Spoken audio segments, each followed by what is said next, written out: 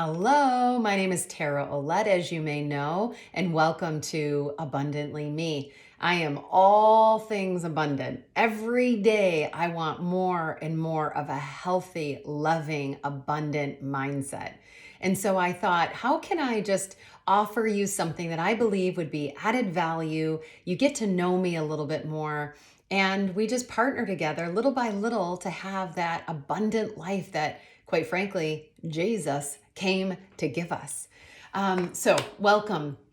This is just an informal, I wish we were talking in person, but I don't have the opportunity to be on the phone and do these little introductory sessions with people and give these little added value videos and nuggets. So I just figured I wanted to greet you, say hello, and give you a little message about how to have this abundant mindset and choose love amidst the chaos of life. I don't need to give examples of what makes life chaotic, you know. But I would like to focus on how do we choose love instead of fear. I keep it super simple. There's so much more to this, but just for this moment, love over fear, abundance over scarcity. So I'm just going to take you through maybe like three steps that I want you to consider. This is, again, very informal. There's so much more to this, but I hope that what I have offered you in this quick video, that it is something that you can, as by the time you turn this off, that you can apply it right away. And so here's the reality. Life happens. We have no control over anything outside of us. We do have influence, though. And have you ever thought about, are we more influential when we choose love or when we choose fear? And I feel like if we're trying to encourage abundance inside of us and outside of us, love inside of us and outside of us, that we're going to make more gains and we're going to have more leverage if we choose love. But for some reason, our default and the world's default is to choose fear. And I refuse to play into that. I refuse to listen to it and ingest it.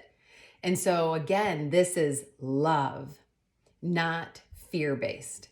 We're not shaming anything I've done in the past or feeling bad for the times that I have been a knee-jerk reaction response was fear-based. That happens. It's part of us being human. But that's why I find this video, this little nugget I want to share with you, so powerful, because we have to learn, number one, how to stop before we act, before our thoughts get out of control and our feelings take over, and then we move, we show up into the world and we respond from that knee-jerk reaction, from autopilot, from just default mode. Well, that's just the way I was raised. That's how my family did it. This is how I do it. Now this is what you get. And we don't want to continue to do life that way. So number one, how often do you stop and pause before you even show up in the world, and definitely before you respond? How often do we stop and pause? Our mind is going in 30,000 different directions and we're not even paying attention to those subconscious thoughts. What would it be like to hold our thoughts captive? All the thoughts going on towards the future and towards the past. Very rarely are we present-minded, which is where the abundant mindset really takes place. Pull it all in. And how does that happen? Through pausing. Like right now, I feel my butt in this chair. I feel my feet on the floor. I feel my hands clasped together. I see my cool earrings. Hello. It really helps me when I engage my senses, my human five senses, and I pull things into the present moment. It helps me to pause. And in response to the chaos outside of us, or even if it's not about chaos, it's just this one thing that triggered me. Now, if we don't pause before we respond, I think we're adding to anger and fear and darkness and tribulation We're not adding in a loving way, in a peaceful way, where we're shedding light and truth. So pausing and really stopping and thinking about the root of what it is that I'm feeling. Where did I even get this negative emotion? Where did it come from? And so after you stop, I also want you to name it. What is it that just aggravated me? I call it a trigger. Many of us call it triggered. So, what just triggered me? And sometimes it's very easy to name it. Like, let's just say I said something and it really bothered you.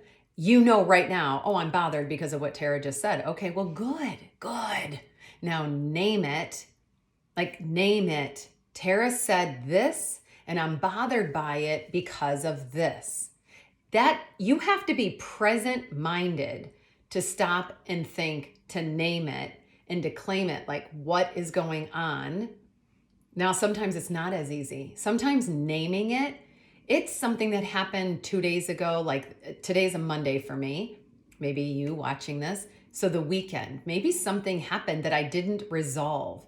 Maybe a conversation needs to be finished. Maybe I saw something, a post, a comment, maybe a family member called me and left a message, or a friend, and just something doesn't feel like I settled it yet. But yet I'm so busy, I'm moving forward, I'm we got things to do, and I'm in the middle of my day and something doesn't seem right. Well, if I am getting better and better and better at pausing, why do I feel the way I feel, which is typically a negative emotion?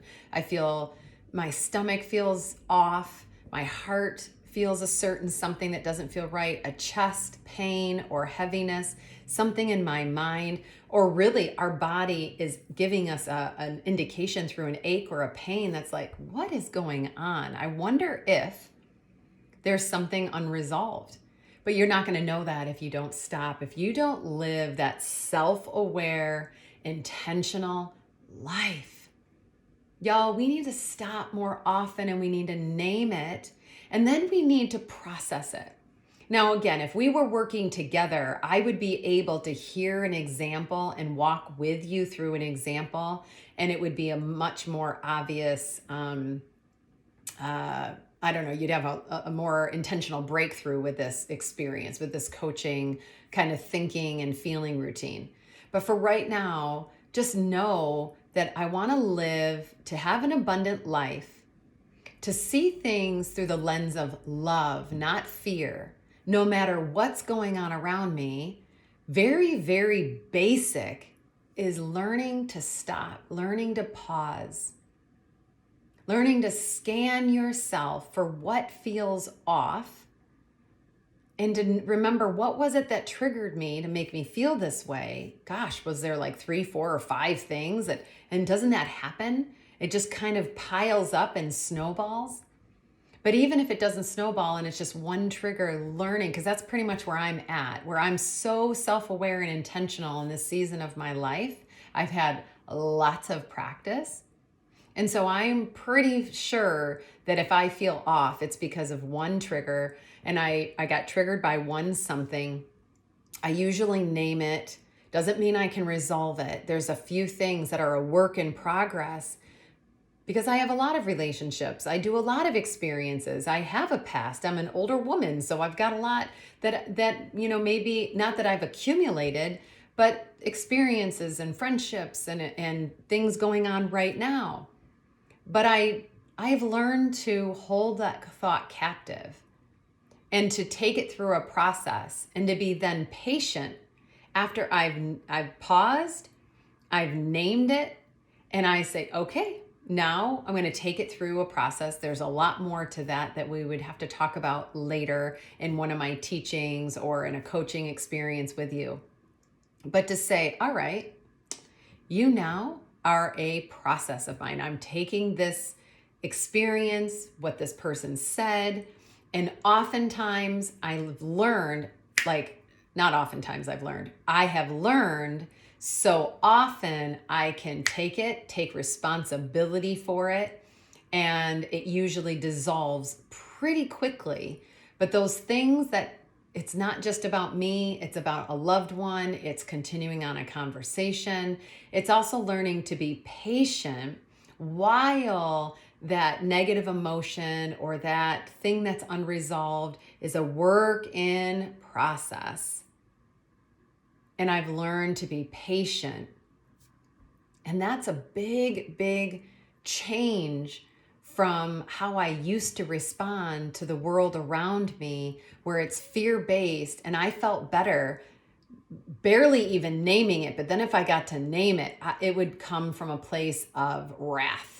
And I would make sure the person knew that I'm naming it and this is how it makes me feel. And I'm going to force you to enter into this with me. And this is how I process through things. And we're all going to be miserable together.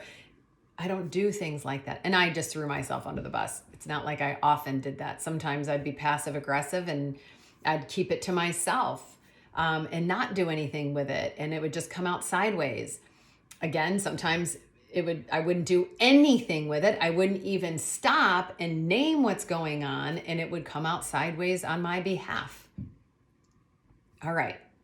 We're learning to have an abundant mindset, to choose to look at things through the lens of love, pausing, naming it. And what's my last step? Okay, now choose love. And I'm going to wrap up this third little step. Lot with each of them, but this is just enough for you to hold on to for right now. When I've named it and I say, okay, I can see how I want to respond from a place of fear, but I'm living an intentional life and I'm choosing love. Thanks to Jesus, I know how to do this. Oh my goodness. I'm going to choose to see this through the lens of love. And that often means, Tara, here's your first way of looking at it. Nothing wrong with it. No guilt, no shame. This is just how you see this one situation. Okay, so what are other ways?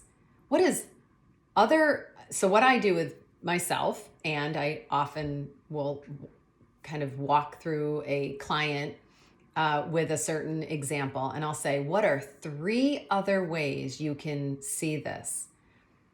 And the person just stopping to think, well, this is the situation. This is what triggered me. This is what I'm thinking and feeling about it. I could also see it from this angle and from this angle and from this angle and from that angle. Oh. And even just simply saying, what are 3 other ways I can see this? Automatically being so present-minded, it's like I tend to see things from a little bit more of a graceful, loving. There's a peacefulness about it. And then I tend to see other people's perspective. What is another tone? What's another perspective? And then just saying this statement, Tara, this was hurtful. Tara, this is a worse nightmare of a situation. Tara, this is a bummer. Like all the worst case scenario to the most simple little hiccup in life. And then I say, okay, that's how I see it. What would love say? How would the most loving being, the most just knowing what love feels like to me and how I'd want someone to respond to me if I was the trigger to somebody, what would love say? And then I would see it from all these other more gentler perspectives. The edge would come off of it a little bit. Can you imagine? There are days that I have to do that multiple times a day. And there are days that I might just do it habitually because that discipline and that practice, it becomes habit and I don't even think about the fact that I do that. I'm sure that happens too. Can you imagine doing that often? And the more chaotic your life and out of control your life feels right now is the more that you would have to practice it. And I just am speaking life into you right now. It's worth you practicing. Don't be afraid of when you turn this video off and you're like, oh my goodness, I just got triggered. Now I have to stop. I have to pause and really think about, get present minded. I want to name what it is that's bothering me. I want to close my mouth. I don't want to say anything before I've processed this. If you're a prayerful person, you stop and you pray and you meditate over it by yourself with your maker who knows way more about the scenario than you do. And then to say, like, all right, what are other ways for me to see this? And how would love see this? And then most times, I don't even have to say anything. I fixed the chaos. I have resolved the pain. I've resolved the fear in my own heart. And there's nothing to even say to anybody else or nothing to even fix. It just needed to be experienced. So I hope that just sharing those few steps with you will allow you the opportunity to choose abundance and to see things through the lens of love rather than with a lens of fear. And I would love to hear from you. Connect with me. Email me at tara@abundantlymE.org. Send me an email, write a comment, just get a hold of me and let me know how this video impacted you. And I would love to hear all sides. I hope this video served you well. Until we meet again, have a great day. Bye.